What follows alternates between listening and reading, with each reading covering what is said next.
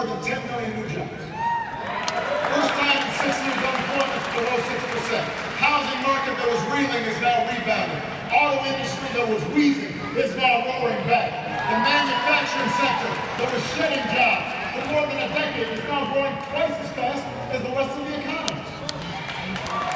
We're less dependent on foreign oil than we've been at any time in nearly 3 decades. Deficit has come down. 6 years ago, only 2 states allowed gays and lesbians to marry. Today it's more than 30.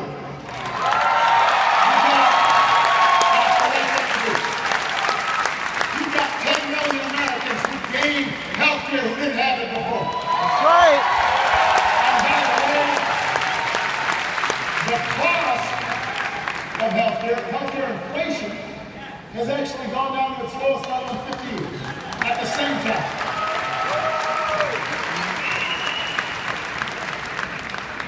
So we've made progress.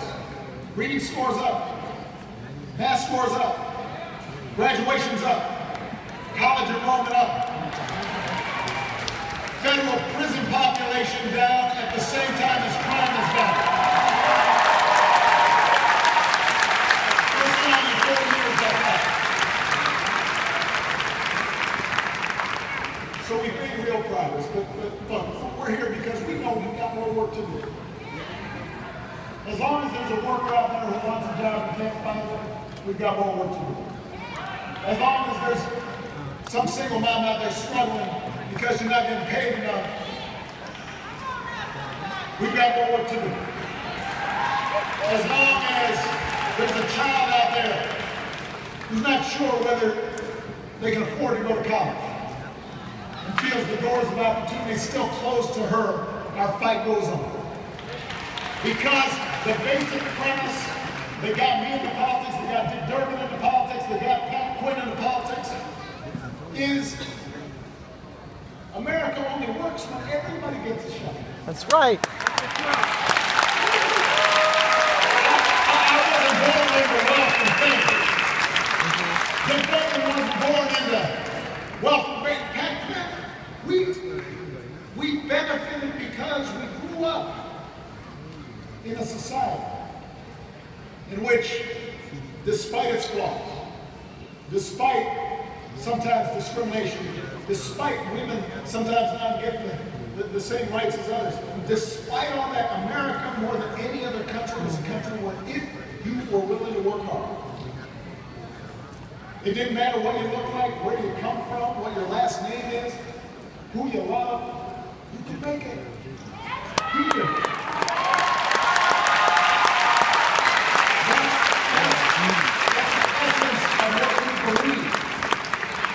And we believe that we're all in this together and we can help each other, pull each other up.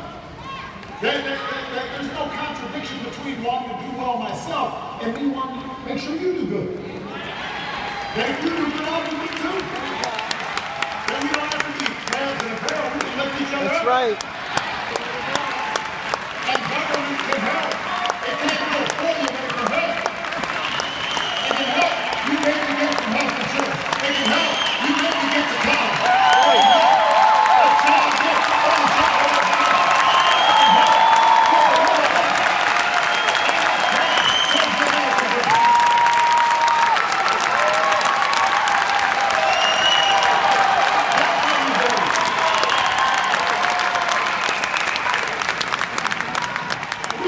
We face a lot of challenges.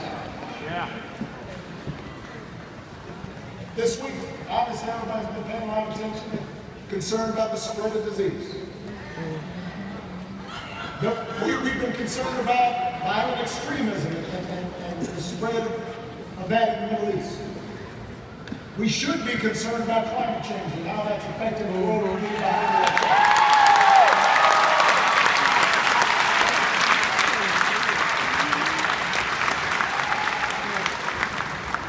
But one of the central challenges is making sure our economy works for every American. So when you cast your vote, you've got a choice to make. And it's not just a choice about political parties, it's not just a choice about candidates. It's two different visions of America. That's right. And it comes down to a simple question. Who's going to fight for your future? Who's looking out for you?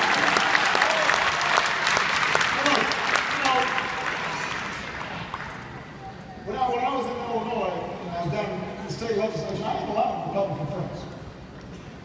And then there's some good people here. Some of them got in trouble because they said nice things about me. And I believe that Republicans are patriots. I believe they love their families. I believe they love their country. Just like we do. But they just got bad ideas. They just got bad ideas. Hold on, he heard that. It's more than that. It's not just that they have bad ideas. It's just they keep on recycling the same bad idea over and over again.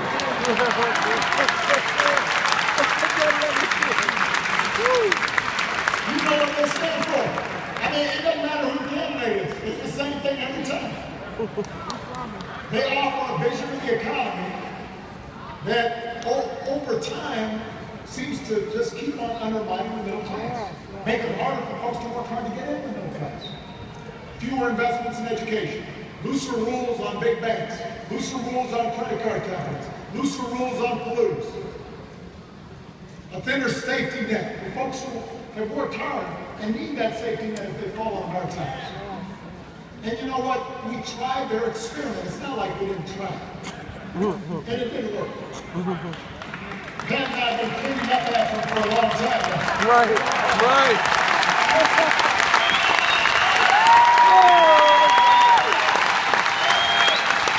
And it's not like they've changed their tune.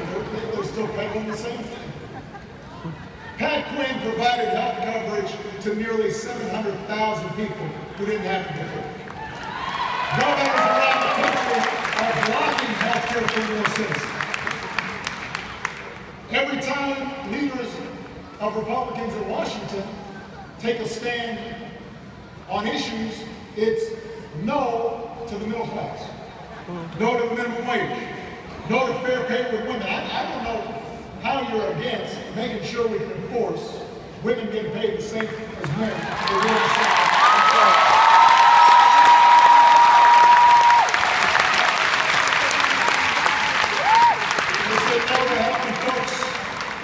Refinance the student loans.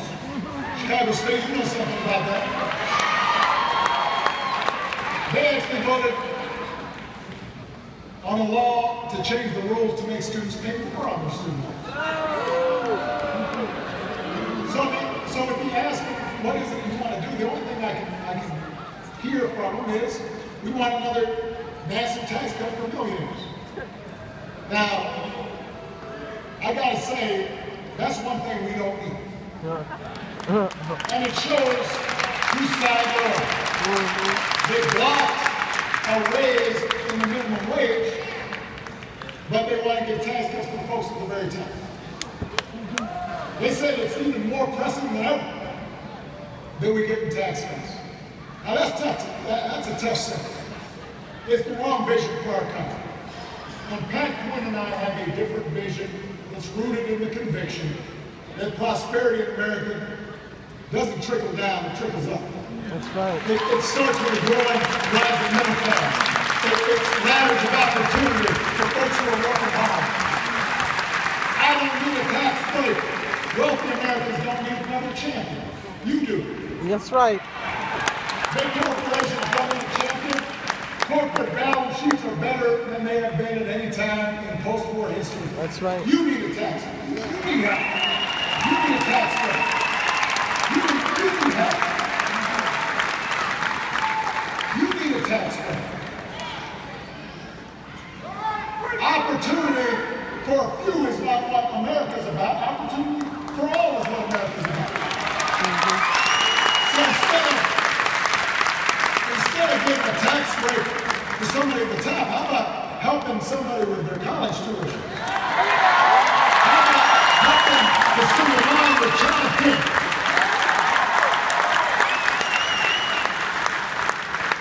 Pat isn't running to cut his own taxes. He's running to provide the largest tax break in the history of working families in Illinois.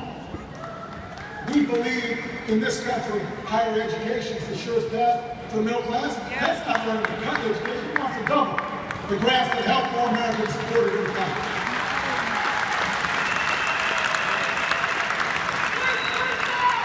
Pat's Birth to 5 initiative will make Illinois the national leader in early childhood education. Think about that. We should want to be a leader in Illinois.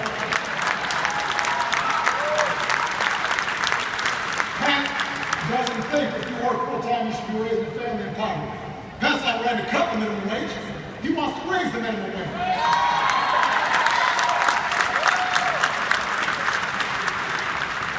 But unfortunately, Republicans running for office all across the country and here, they're just following their leadership in Washington. They said raising the minimum wage was nothing but an election year stunt. Think about that. Tell that to the over 1 million Illinois workers who would benefit from a raise to $10.10.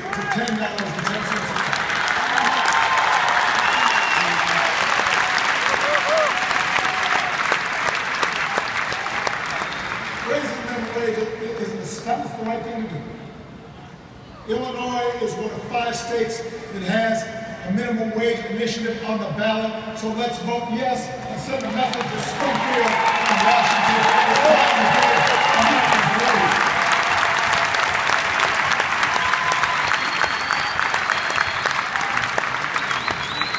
We believe America's stronger when women are full and equal participants in our economy. One of the candidates who are running right now on the Republican side said you could argue that money is more important for men. Think about that. What? I'm quoting. That's what one of the Republican candidates said. I don't know who he was talking to. Wasn't talking to Michelle. Wasn't talking to you, wasn't it? If we're going to strengthen the middle class for the 21st century, we've got to have leaders from the 21st century, not the 1950s. That's right. Let's make sure women are paid fairly. Let's make sure women can take some time off to take care of a sick kid or a sick parent. Let's make sure women can pay for health care and therapy. That's what politics.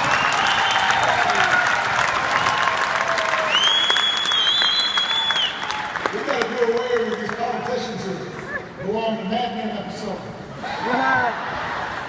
Because when women succeed, America succeeds. Oh, yeah. That's right. And look, here's the thing.